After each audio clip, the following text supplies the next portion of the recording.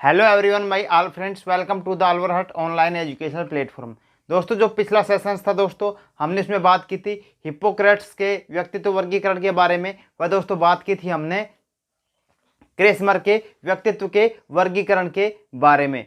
और दोस्तों हमने बात कर ली थी स्प्रेंगर के व्यक्तित्व के वर्गीकरण के बारे में। और दोस्तों जो सेल्डन थे, सेल्डन के व्यक्तित्व के वर्गीकरण के बारे में। और दोस्तों एक जो वर्गीकरण है जो कि सर्वाधिक प्रचलित है, जिसे सर्वाधिक माना जाता है आज के परिप्रेक्ष्य में, आज हम उसके बारे में विस्तार से चर्चा करने वाले हैं। और दोस्तों जो आज के परिप्रेक्ष्य में जिसकी सबसे ज़्यादा जो प्रचलित वर्गीकरण है वह वर्गीकरण है दोस्तों कार्ल जुंग का वर्गीकरण, जिसे दोस्तों कार्ल युंग भी कहा जाता है। और दोस्तों बात की जाए तो दोस्तों ये कहाँ के निवासी थे? ये स्विट्जरलैंड के निवासी थे। कहाँ के निवासी दोस्तों? स्विट्जरलैंड के। और इन्होंने दोस्तों व्यक्तित्व का वर्गीकरण ये कब दिया? 1921 में। अतः इसे कार्ल जुंग का व्यक्तित्व वर्गीकरण या कार्ल युंग का व्यक्तित्व वर्गीकरण कहा जाता है। और दोस्तों इन्होंने सामाजिक कार्यों, रुचि व मनोवैज्ञानिक आधार पर व्यक्तित्व का वर्गीकरण किया है। दोस्तों यदि पूछ लिया जाए एग्जाम्स में कि सामाजिक कार्यों व रुचि या फिर मनोवैज्ञानिक आधार पर व्यक्तित्व का वर्गीकरण किसके द्वारा दिया गया है, दोस्तों यह भी कार्ल जुंग के द्वारा दिया गया है। और कार्ल जुंग ने, और ये एक मनोवैज्ञानिक निर्धारण के आधार पर दोस्तों इन्होंने जो व्यक्तित्व का वर्गीकरण दिया है, इसी प्रकार से क्या है कि सभी ने अपने अपने तरीके से क्या है वर्गीकरण दिया है। जिस प्रकार से हिप्पोक्रेट्स ने दिया था शारीरिक द्रव के आधार पर, और जो थे हिप्पोक्रेट्स ने शारीरिक द्रव के आधार पर दिया था, ठीक इसी प्रकार से जो क्रेसमर थे, क्रेसमर ने दिया था शारीरिक संरचना के आधार पर। और इसी प्रकार से सेल्डन ने दिया था, और दोस्तों स्प्रेंगर ने दिया था। और दोस्तों इन्होंने दिया है सामाजिक कार्यों, रुचि व मनोवैज्ञानिक आधार पर इन्होंने दिया है।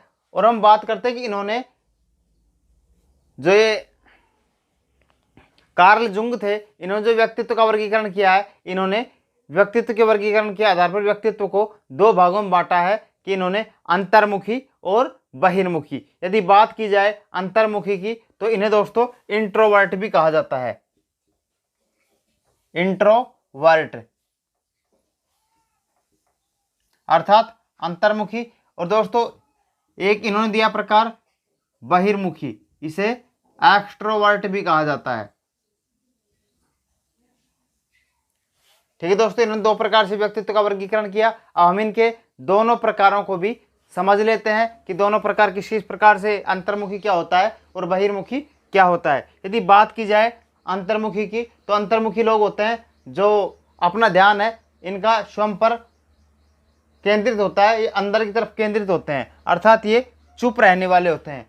ये चुप रहने वाले होते हैं या मितभाषी होते हैं, कम बोलने वाले होते हैं। और जो बहिर्मुखी व्यक्तित्व के धनी होते हैं जो व्यक्ति, वो अधिक बोलने वाले मिलेंगे या इनमें वाचाल प्रवृत्ति पाई जाती है। या क्वेश्चन पुटअप कर लिया जाता है एग्जाम्स में, रीट या सीटेट या अदर टेट में, तो दोस्तों पूछ लिया जाता है कि वाचाल प्रवृत्ति प्रकार है अंतर्मुखी व्यक्तित्व का, बहिर्मुखी व्यक्तित्व का, अंतर्मुखी व बहिर्मुखी व्यक्तित्व का, या उपयुक्त में से कोई नहीं। तो दोस्तों वाचाल प्रवृत्ति पाई जाती है बहिर्मुखी में।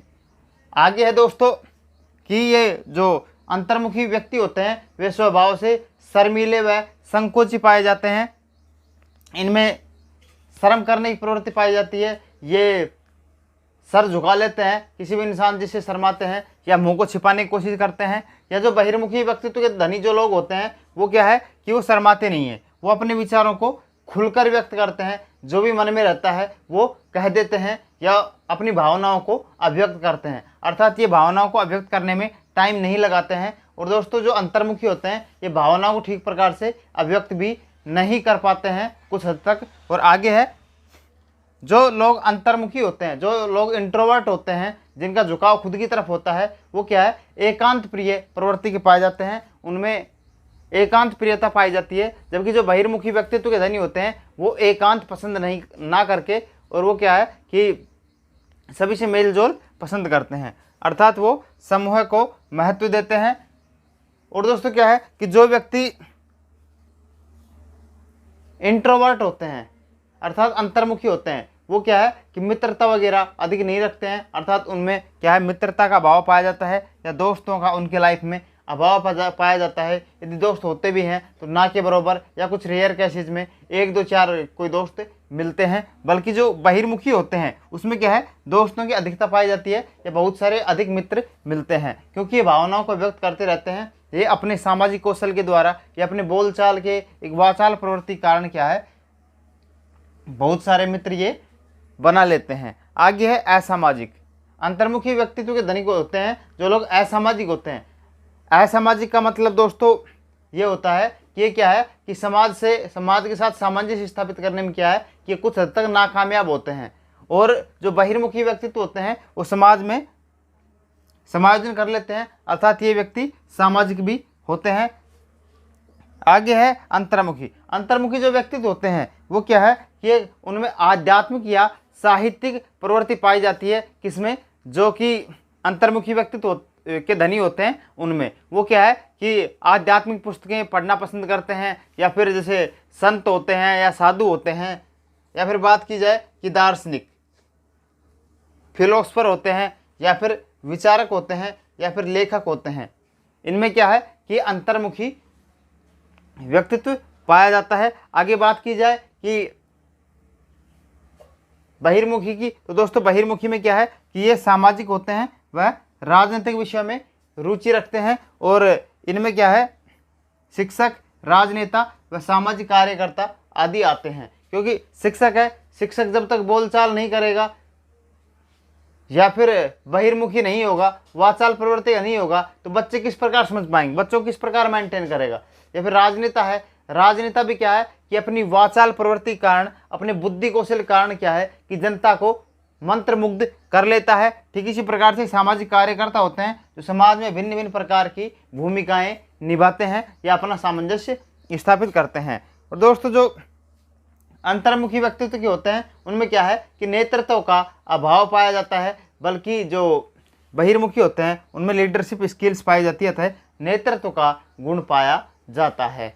आगे बात की जाए अंतर्मुखी की, तो अंतर्मुखी व्यक्तित्व में क्या है लेखक बनने का गुण पाया जाता है, बल्कि बहिर्मुखी में नेता बनने का गुण पाया जाता है। तो इनमें क्या है कि जो अंतर्मुखी व्यक्तित्व के धनी होते हैं वो उत्तम लेखक बन सकते हैं, या जो बहिर्मुखी व्यक्तित्व के धनी होते हैं वो दोस्तों उनमें उत्तम भाषण का कौशल पाया जाता है, अतः वे राजनेता, शिक्षक या फिर सामाजिक कार्यकर्ता हो सकते हैं। शिक्षक, राजनेता व सामाजिक कार्यकर्ता बहिर्मुखी व्यक्तित्व के अंतर्गत आएंगे। या बात की जाए अंतर्मुखी की, तो अंतर्मुखी में विचारक आ जाएंगे, फिलोसफर आ जाएंगे, या फिर लेखक आ जाएंगे।